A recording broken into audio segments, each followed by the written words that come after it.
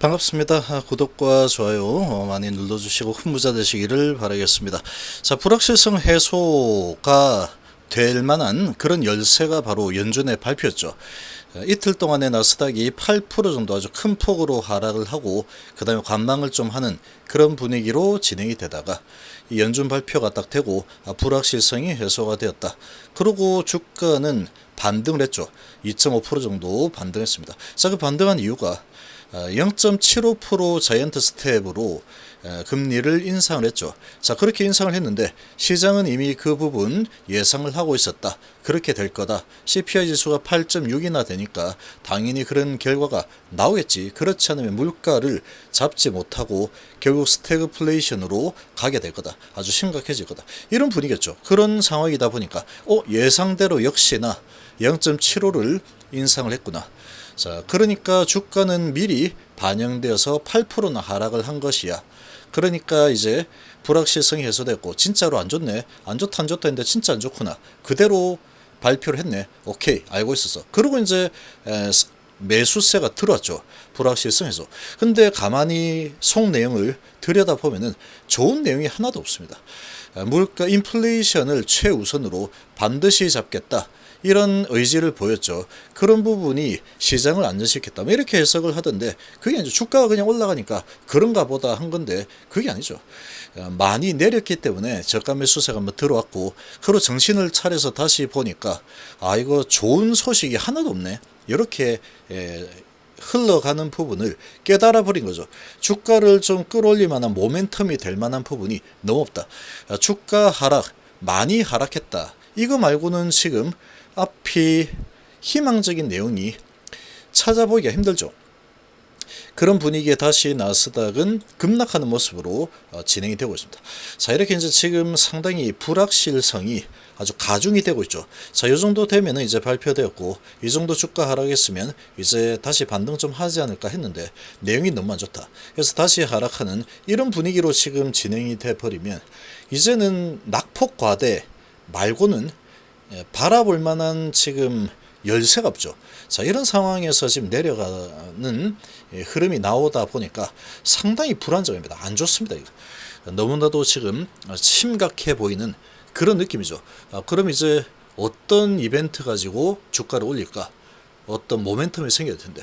공매도 입장에서 보면은 이 매수세가 힘을 낼 만한 소식이 없죠. 공매도는 더 거세게 공매를 할 수도 있겠죠. 전 세계적으로 공매들이 아주 활발하게 활동을 할 가능성이 커졌죠. 자신을 가지고 공매를 치는 공매 세력이 아주 더 자신감이 생길 거고 매수세는 자신감이 생기기가 조금 어렵겠죠. 낙폭과대 이거 말고는 지금 다 안 좋다 이렇게 되니까. 자, 이런 장세에서 오히려 셀트린이 좀 낫습니다. 왜냐하면 이미 많이 맞고 내려왔죠. 지금의 주가 위치가 2020년 3월달 코로나 터지면서 아주 박살이 났던 그 정도 수준까지 내려와 있는 상태입니다. 셀트리온 그룹은. 그런 상황에서 1분기 저점으로 이제 물가, 금리 이런 부분이 있더라도 주가는 기업의 실적과 성장은 계속 될 수 있는 그런 환경이다 보니까 오히려 낫습니다. 전방 산업주들이 조금 불확실성이 커지게 되면은 계속 좀 어택을 받겠죠. 아무래도. 근데 전체적으로 금리 인상, 긴축, 양적 완화 축소 이렇게 되면은 전체적인 기업들의 가치가 좀 축소해서 반영이 좀 되기 때문에 아무래도 주식시장 전체적으로는 좀 좋지 않은 흐름으로 진행이 될 수밖에 없다. 이렇게 좀 볼 수 있고 지금 보시면 자, 나스닥이 엄청나게 하락하고 있죠. 내용을 보니까 너무 좋은 게 없다라는 거죠. 불안하죠, 지금. 이 연준의 이 불확실성, 연준 발표로 불확실성이 해소가 되었는데 내용은 알고 있었다라고 하는데 그 내용 그대로 되었네. 야, 이거 좋은 게 하나도 없잖아. 앞으로 물가가 더 올라서는 흐름이 나오게 되면은 또 0.75% 인상도 진행될 수 있겠네요. 여전히 불확실하다. 무섭다. 이렇게 반응을 하고 있습니다. 자, 그리고 지금 유럽에서도 금리를 또 인상을 했죠. 이 소식이 나왔습니다. 1%에서 1.25% 인상을 하면서 5회 연속으로 인상했죠. 빅스텝은 아니지만 지금 10월 물가 상승률 11% 전망이 되고 있고, 엄청나죠. 물가 상승률이 11% 전망이 되고 있고, BOE 금리 인상폭 확대 가능성 신호다. 이 11%라는 게 너무 엄청나죠. 자, 이런 지금 상황들이 계속 연이어서 나오다 보니까 시장이 계속 충격파가 계속 더해지죠. 계속 더해지는 이런 분위기가 형성이 되고 있습니다. 자, 개별 종목들의 이런 분위기 문제보다는 지금은 거시적인 부분이 상당히 지금 많이 위축되고 안 좋을 수밖에 없는 분위기죠.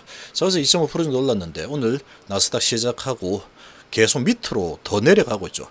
2.몇% 시작해서 지금 3% 정도 하락 중이고, 다우도 2.3% 하락, S&P 500도 2.7%, 유럽 시장도 지금 금리 인상 소식이 나오면서 3%대 하락을 하고 있습니다.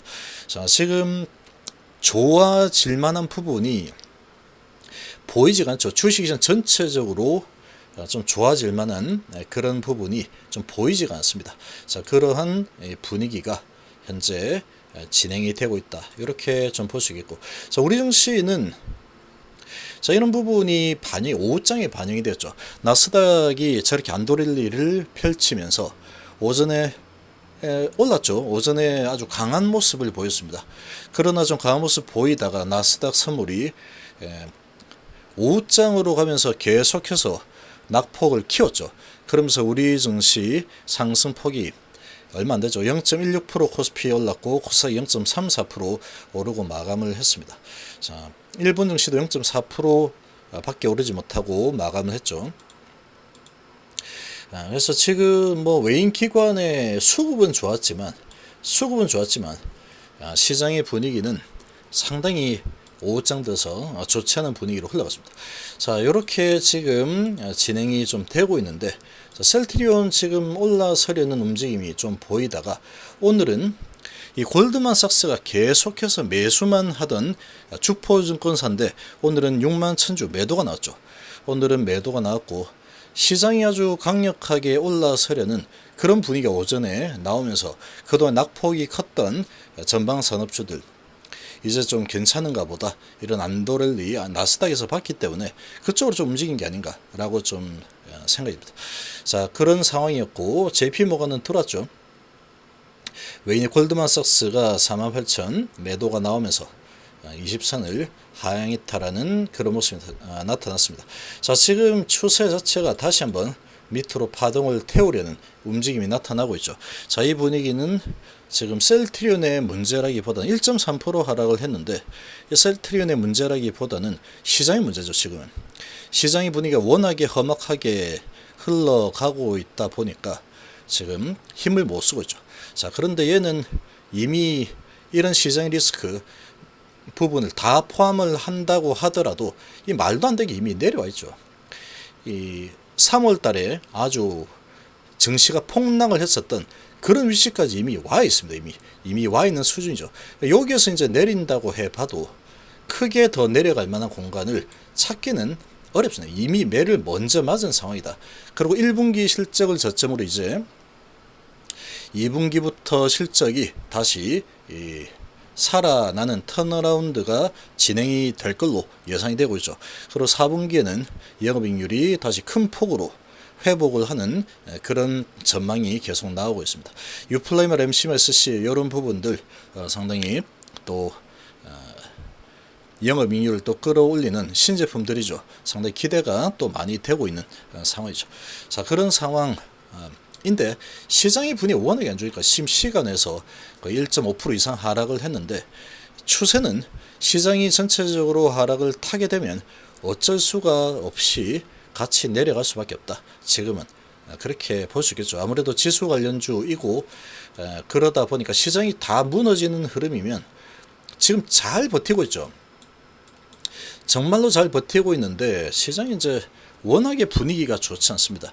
그러면 또 끌고 내려가려는 움직임이 또 좀 나타나 있죠.